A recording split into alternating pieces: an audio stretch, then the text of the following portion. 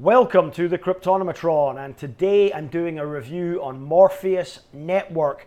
Morpheus Network is a global supply chain blockchain with a payment service that is integrating with Swift to make global payments easier and save companies money. And ultimately, it's probably going to be the most important use of blockchain in the early days of the technology.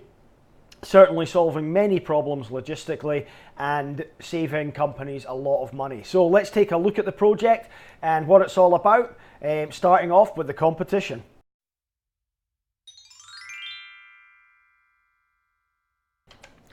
So blockchain and supply chain are a marriage made in heaven, so they say. Blockchain really complements the supply chain management. And that's why all these big companies are trying to get in on the act and implement it. Now, Morpheus Network have a payment integration as well as the supply chain management side of things. So they are a little bit more extensive than some of these older companies, larger companies are trying to implement for their logistics and supply chain management. So let's have a look anyway at 5 big companies that are trying to implement blockchain into their technology, into their supply chain management. Walmart being the first one for tracking products, exactly where it comes from. Maersk have partnered with IBM. They are focusing on a logistics blockchain primarily for Maersk Line shipping. British Airways have been testing one for their flights between London, Geneva and Miami last year. It will probably expand globally this year.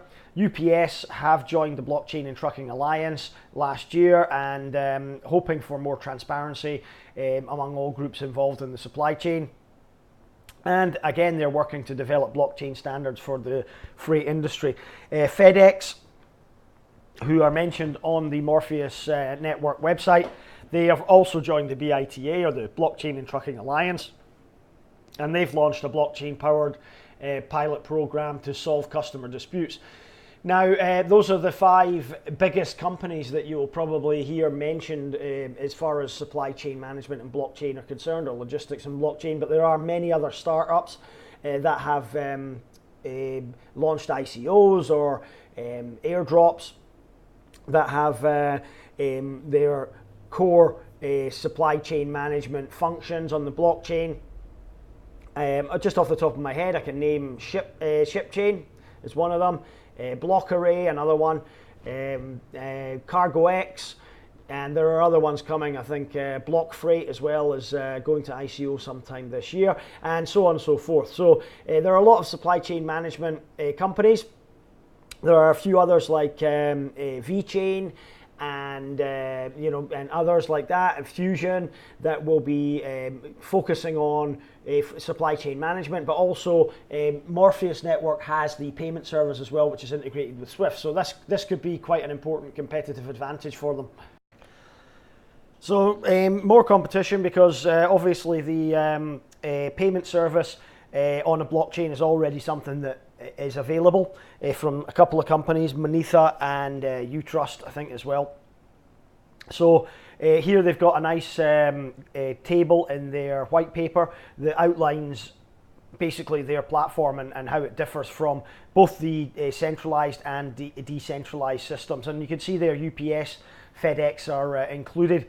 Obviously, they will not be decentralized, as their systems, like PayPal, like Alipay, like Visa and MasterCard, will have to be a centralized system, which is obviously not conducive to security nor privacy, which is one of the big advantages of having a decentralized distributed computing system.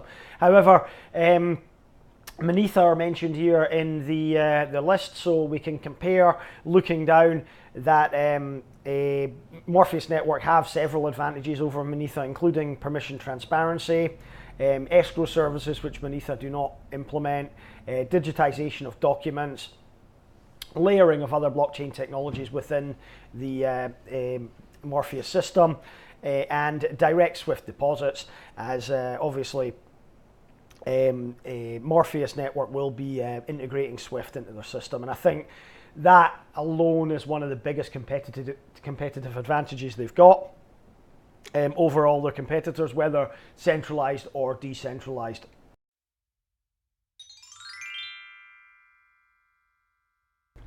So the problem they want to solve, simply and in a nutshell, is inefficiencies in the supply chain, global supply chain. And when we say inefficiencies, we're not just talking about global payment inefficiencies. There are high costs of doing business, as you can see here from the homepage. This little excerpt here, it says $2 trillion was lost in the past year to bank fees, conversion rates, and delays in global trading. And that is financially, that's one of the problems, but there are others. Logistics are a problem, tracking of shipments, theft from shipments, fees, for lost shipments, that type of thing. So there are a lot of issues and areas where the blockchain can be effective in supply chain management. The main one, however, is obviously the payment service, and there isn't a global payment service currently on the blockchain that would benefit global trade. And if there was, they say that they could increase worldwide gross domestic product by almost 5% and global trade volume by 15%, and that equates to an increase of over $2 trillion. So it's not insignificant at all. Currently, as we mentioned in the competition section, there are other companies that are trying to implement the blockchain, and the reason why is because they know they can make a lot more money if they do. And quite simply, as it's stated on the website here, this inefficiency in global trading is the _1 world problem to solve utilizing the blockchain at the moment. And that's why all these big players like IBM, Maersk, DHL, DNV, they're all jumping on board to try and utilize the blockchain to increase profits, ultimately their bottom line. They've got shareholders to satisfy, and using the blockchain makes them more money or saves them money. So that's why everybody wants to do it. Morpheus Network is ideally positioned with their ideas and their project and what they intend to do. So let's take a look at that now.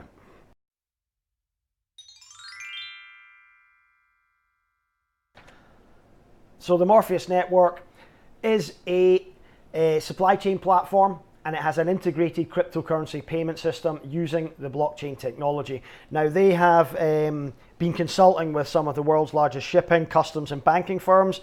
So it's full service, global, automated, and utilizes blockchain smart contracts. So it's going to be efficient. They're going to integrate with FedEx, I believe, Ripple as well, it was mentioned, and also Swift. And the reason Swift is so important is because most global payments now, bank-to-bank payments, bank-to-bank transfers, are done through the Swift system. But as we know, it's expensive and inefficient. So this could really be a game changer and solve a really big problem in the global supply chain if they can actually implement. So the white paper here, and it's even animated because it's on their website, which is nice. It breaks it down into issues of the logistics, and as we can see here, slow transmission of wire transfer payments to suppliers has always been an issue and continues to be so. Slow transfer of original shipping documentation that causes shipping delays. Improper documentation filing. High banking fees to process bank transfers and increasing costs resulting of that. Terrible conversion rates, increasing costs with global money transfer, and no current rating system in place, so that results in payment delays from distributors and suppliers alike. And basically they've got a little example here of the supply chain structure, which I'll just briefly bring to your attention. T-shirts shipping from Taiwan, for example, to Moscow in Russia. The graphics are custom, printed in Moscow, sold by distributors around the world. The completed graphic t-shirts are shipped from Moscow, Russia to Argentina, Spain, USA. And the payments involved in this structure are, first of all, to the Taiwanese supplier. So that'll be the ruble to Taiwanese dollar, I think it is it? From the Argentinian distributor, so from Argentina, to the ruble. I'm not sure what currency they use in Argentina. From Spanish distributor, so euro to ruble, and from the US distributor, from the US dollar to ruble as well. And this is what the Morpheus network essentially is going to do. This will automate the entire supply chain structure. because it will be on the blockchain utilizing smart contracts. So generating new contracts for the Taiwanese supplier when the inventory is running low. They will automate payments to the Taiwanese supplier directly to their bank account in Taiwanese dollars, and they will create, digitize and share all the original shipping documents to be seamlessly handled by customs brokers and freight forwarders with the permissible access. So you can see how it can benefit anybody in the supply chain.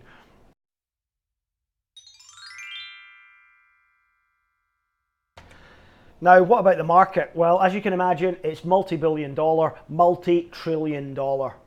So worldwide, global supply chain is worth trillions, and SWIFT have a monopoly on the payment service at the moment, and that's a problem. As we can see here, their profits slumped last year due to cyber attacks on banks.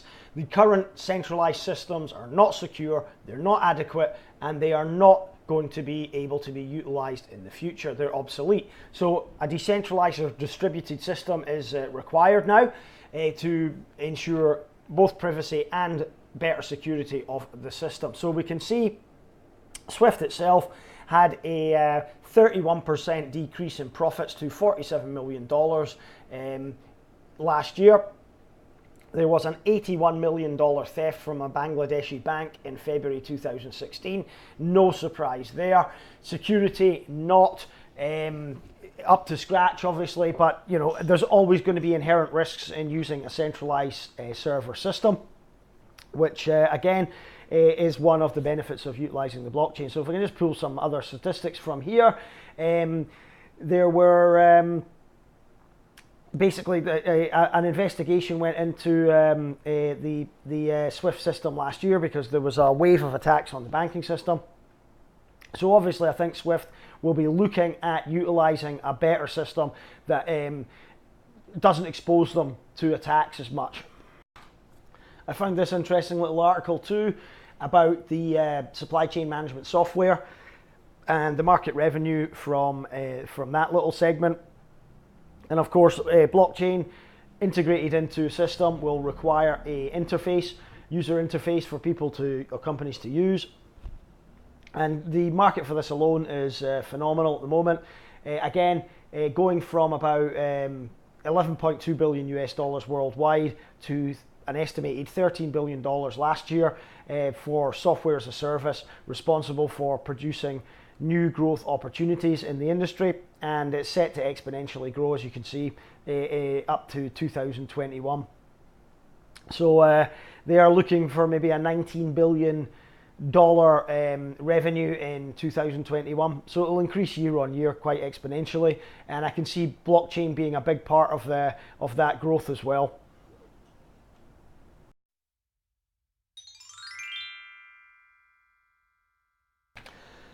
So to simplify the blockchain usage, they are using a hybrid version of the Ethereum blockchain. They are going to have a permission blockchain, that means, and obviously public blockchains can be accessed by everybody, and that can't happen in a logistics system because you only want certain parties to have access to certain data. So it has to be a mix between a private blockchain and a public blockchain, and the only way to do this is through the hybrid system of both a public and a private system. So they're using the Ethereum blockchain. They're also going to store data or documents in an off-chain container. They don't elaborate much on that at the moment. So it will be interesting to see what technology they're going to implement. I know that some companies are using Hyperledger for their permissions and the Ethereum for the smart contracts, such as the ICO I'm advising. I'm not trying to plug it, just mentioning that. But there are other companies out there that are using this type of system, but there isn't much information yet in the white paper, so it'll be interesting to see going forward what they're going to do.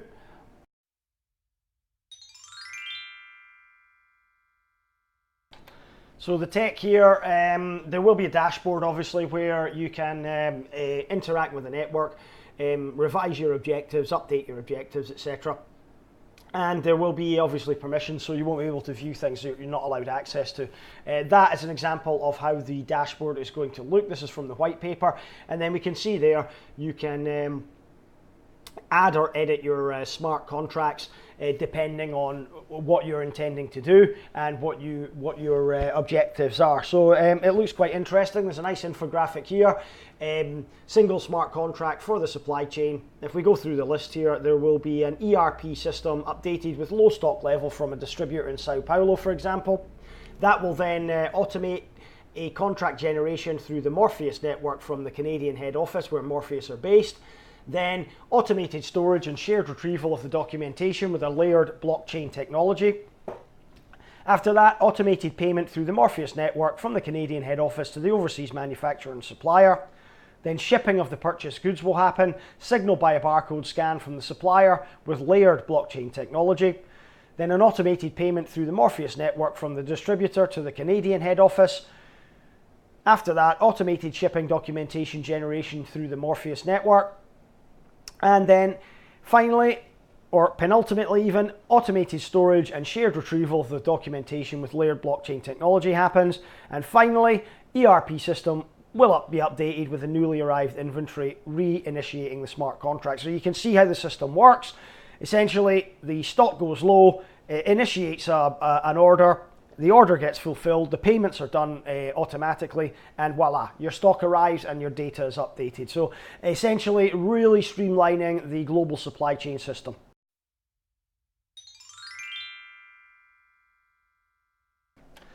So the token is a value-based utility token. It is the fuel that powers the ecosystem.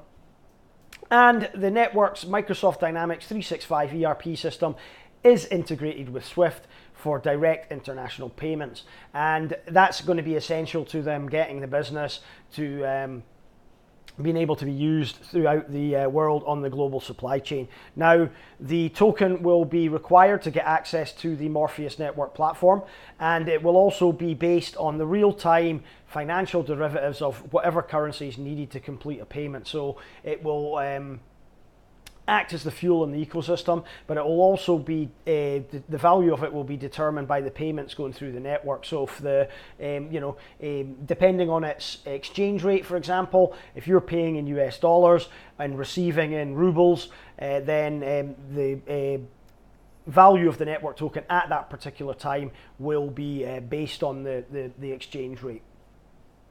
The integration with SWIFT will allow them to send the payments directly to the bank accounts of many different banks globally in the currency that's required, and that will all be done by the smart contract using the Morph token.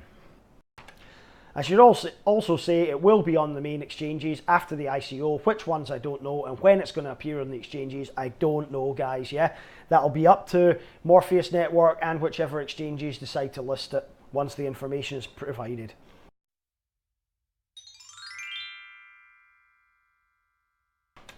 So the token sale will start on February the 23rd at 12 p.m.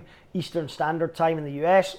The pre-sale will be 10 days long. I doubt it will make it that far, to be honest with you, but you never know. There are 100 million Morph tokens total, so a very low total supply. Only 52 million will be allocated to the token sale, and that's pretty good because that means that there will be some demand for this project. There are 3.35 million tokens reserved for strategic partners. 9 million will be reserved as bonuses for the token sale. 650,000 reserved for the bounty program, which I may submit this video to. Again, full disclosure. 12 million tokens will be reserved for the founding team. 3 million tokens reserved for the advisory board, and 20 million tokens for token pre-sale. So 72 million tokens for the public altogether. So as I said, pre-sale will begin on February the 23rd and end on March the 4th. The pre-sale token price will be 50 cents, equaling 1.12 Morph, with a 12% bonus for pre-sale participants. The minimum pre-sale contribution is a very fair $10 US. The soft cap is 21.95 million Morph tokens, which is equivalent of 1.8 million US. And the hard cap throughout the sale for both pre-sale and ICO main sale will be $36 million. The main sale duration will be 30 days, and the main sale date will be announced announced, I have a very sneaking suspicion that it will sell out at pre-sale. So I don't think we'll make it as far as main sale. So if you're gonna get involved, if you want to get invested in this ICO, then I suggest you go to the whitelist, you sign up now before it closes, and you go in at the pre-sale. You don't wait till the main sale. You will also get an additional bonus of 2% in the first 6 hours of the pre-sale. So again, please sign up immediately if you are interested, as you know, these ICO projects now, once they get a little bit of hype behind them, they either close the whitelist or they sell out at pre-sale and they don't have a main sale. So it's advisable, if you're interested in any project, not just Morpheus Network, to get in as early as you can and do your business, because it's becoming a real bun fight. So just to highlight, they will be accepting different payments through Shapeshift for the ICO. They recommend contributions in Ethereum, however, but they will be accepting Neo, Bitcoin, Litecoin, Dash, EOS and Ripple, and some other ones as well. You will need an ERC20 Ethereum compatible wallet like MyEther wallet or MetaMask to receive the initial tokens, and they will be distributed quite soon after the ICO.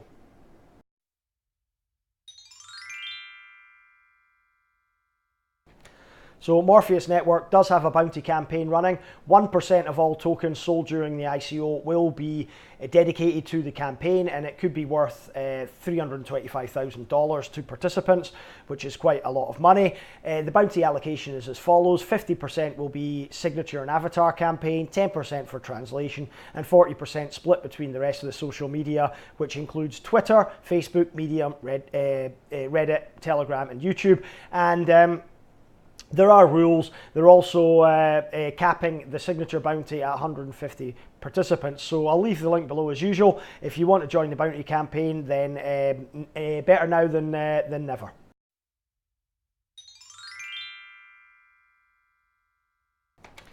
Back in 2016, Dan and Noam, the co-founders, had this idea to lay the groundwork for a full-service global automated supply chain platform powered by the blockchain. They then founded the Morpheus Network in June 2016. August 2016, they established connections to international industrial manufacturers. December 2016, the Morpheus Network and Donna Stoppard from TD Canada Trust began discussions regarding platform implementation. March 2017, the Morpheus Network and Brian Taylor from Deloitte LLP began negotiations for fund distribution and tax implications too. May 2017, Wilson International became the lead advisor for the global shipping and customs regulations. September 2017, they formed a strategic partnership with Winjet Technologies Incorporated, and in October 2017, last year, they initiated connection of the Morpheus Network and the Swift Hub. William Louis from Swift, he's the regional manager, he became an advisor of the Morpheus project. Then January 2018, last month, the multi-sig wallet agreement was completed as well, and they also joined the Blockchain in Transport Alliance last month as well, along with FedEx, UPS, and very many more. And in February, this month indeed, they will initiate the availability of the Morph token, i.e. they will have the ICO or the pre-sale, and then after they will then distribute and hopefully get listed on some exchanges. So they're not very detailed in the roadmap and how they're going to go about it. They don't really have a step-by-step plan. It seems to be just quite vague, this roadmap, looking down through it. So they look to have the testnet available in the latter part of this year, in September 2018, and then a limited platform release to early adopters in 2018 December, and then first quarter 2019 they will launch globally. So you've got about, I would say probably about 18 months before they actually launch the product worldwide.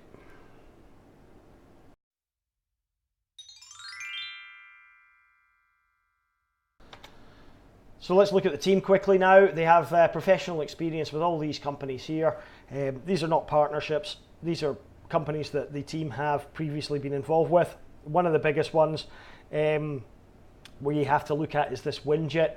Now, Winjet are an Indian software IT company, and a lot of these team members are actually working for Winjet. They don't work specifically for Morpheus. So be aware that Dan and Noam are the co-founders, but the programmers and the tech solutions are all going to be provided by Winjet. They've got a partnership with Winjet at the moment.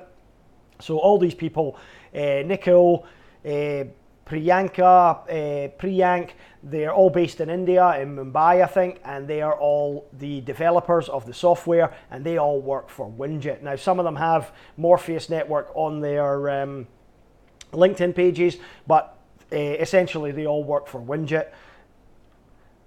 So going down, there are a couple of advisors that are worth pointing out. Roger Crook is the former CEO of DHL. Obviously, he's going to be very, very important for the logistics side of things. And another guy that I want to point out, I've spoken about very briefly before, is William Lee, and he is the regional manager at Swift, and he's on board as an advisor, and he'll be important as how they integrate with the Swift system as well. So that's not to lessen the significance of all the other team members and advisors. I just thought I'd point those two people out. But yeah, you have to be aware that although the company is Canada based, they will be sourcing all their IT technology from Winjet in India.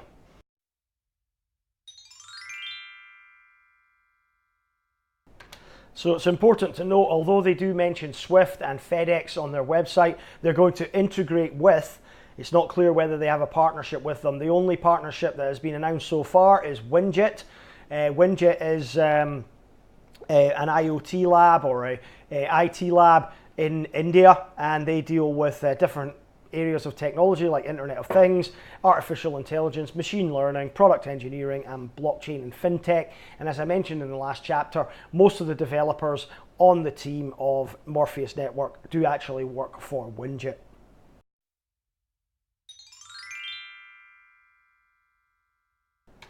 So community support for this project. They're on social media, Telegram, Facebook, Reddit, Medium, Twitter, and they have Bitcoin Talk as well, obviously. Let's have a quick look at the Medium. 75 followers only on Medium on their blog. They've posted a couple of articles, not really that extensive, nothing since before January, so fairly recent additions there. They have 3,689 members on their Telegram group. And on Twitter, they have 3,396 followers, of which more than half are actually fake after doing a Twitter audit on them. So they've realistically just got a little over 1,000. So community support could be better for this project. They are, however, active on social media. As you can see, they do post every day, and there are people obviously tweeting about them and stuff. So it could be better. Community support for this project could be better. Hype could be a bit bigger with this project. It doesn't seem to have got any attention. So let's see whether they can, in the next couple of weeks, the build up to their pre-sale, and during the pre-sale, whether they can build the momentum to successfully complete the ICO.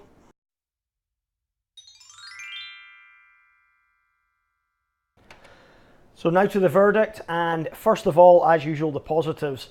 Now, number one is the low total supply. 100 million Morph tokens is fairly low these days, and that should encourage the value of the token to rise as well, especially if it's being used on the ecosystem.